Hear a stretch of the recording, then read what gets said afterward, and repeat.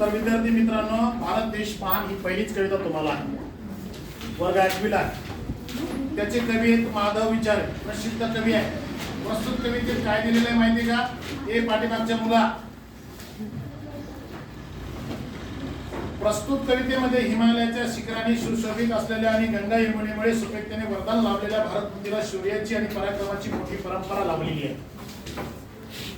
प्रस्तुत गीतातून समता आणि विश्वशांती ही मूल्ये जपण्याचा संदेश दिला आहे। प्रस्तुत गीत हे गीत पुष्पांचा फुलोरा या संपादित काव्य संग्रहातून घेतला आहे। ही कविता जी आहे, भारत देश महान गीत पुष्पांचा फुलोरा ही एक काव्य संग्रह आहे। त्या काव्य संग्रहातून ही कविता घेतलेली आहे।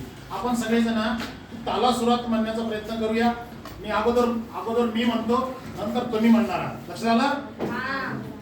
अगोदर मी म्हणणार तर तुम्ही म्हणणार, बरं मी म्हणणार। रेडी सज्जन? सगळेजण आपण ताला सुरात ही कविता म्हणायची आहे आणि आपण या कवितेचं अवलोकन करून सुंदर अशी पाठांतर करायचं आहे। खूप सुंदर अशी कविता आहे माधव विचारे यांची। कवी कोण आहे? माधव विचारे। चला चला हो एक मुखाने गाऊ एकच गाव, भारत देश महान, भारत देश महान।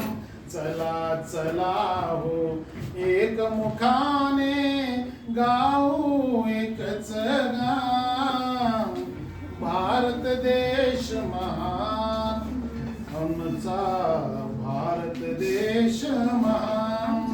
हिमालयाची हिमशिखरेती भारत भूच्या सिरे डोलती, गंगा यमुना आणि गोमती, गंगा यमुना आणि गोमती घालिती पवित्र स्नान, भारत देश महान आमचा, भारत देश महान।